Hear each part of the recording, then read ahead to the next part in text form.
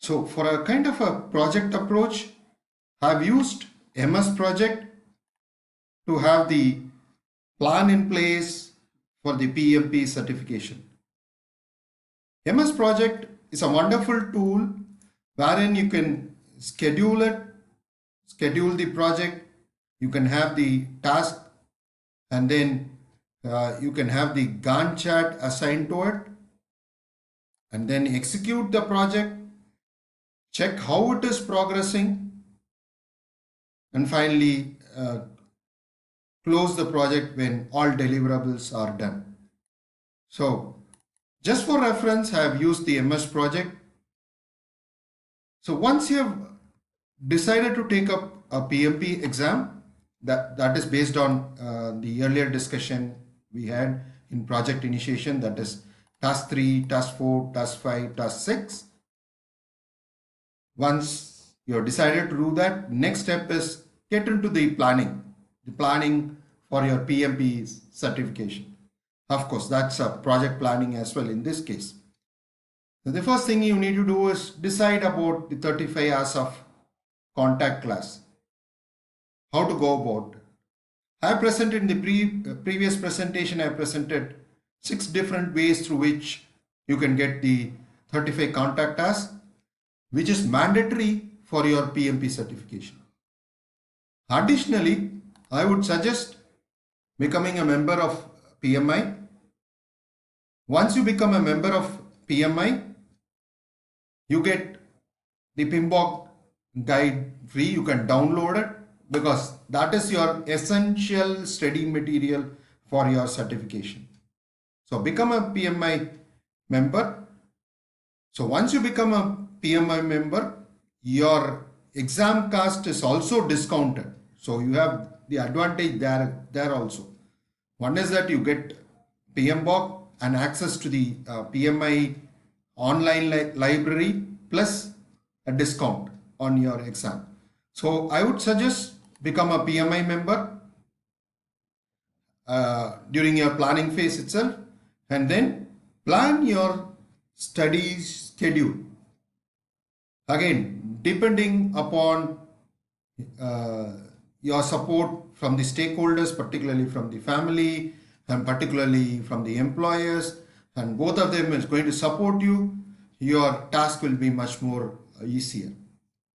So in the project planning phase, decide on these 3 tasks and then get into the execution phase, wherein you need to get the 35 contact hours on project management, and it should align, the instructions or teaching should align with the PMBOK guide, wherein you have 49 process and the project initiation, project planning, execution, monitoring and closing as well.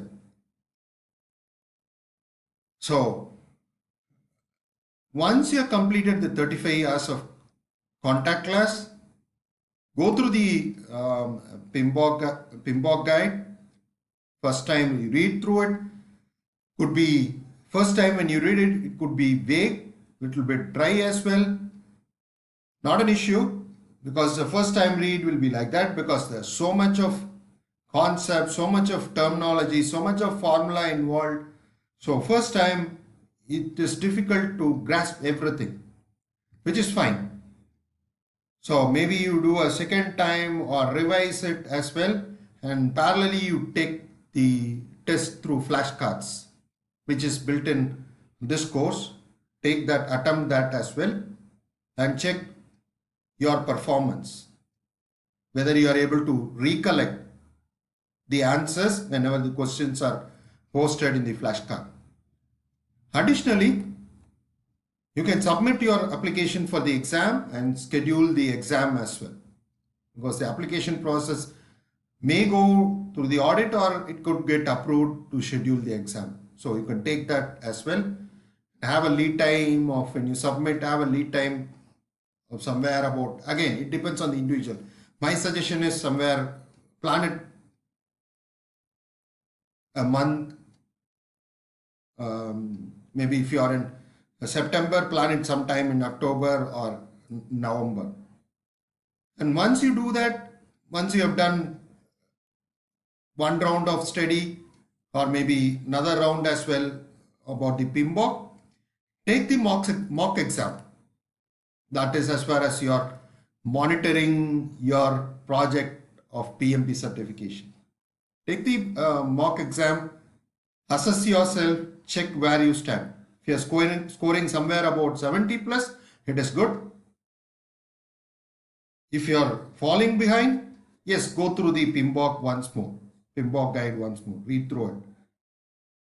And even in some of the, through the web also, there are, in the internet also, there are some questions in the sense a multiple choice question for PMP. But I would say not all of them are as per the expected standards, but no harm in trying. So try that as well. And then if you're consistently scoring around 70 or 80%, then it is good. And then you can take up the mock exam of 200 questions in 4 hours. That is important because the actual exam is for 4 hours and you have 200 questions. So that will give you an indication how you are doing in 4 hours time frame. So validate your results. Again, if you are hitting that target of 70 to 80, yes, you are ready to appear for the final exam. Take up the final exam, clear it, and celebrate your success. Thank you.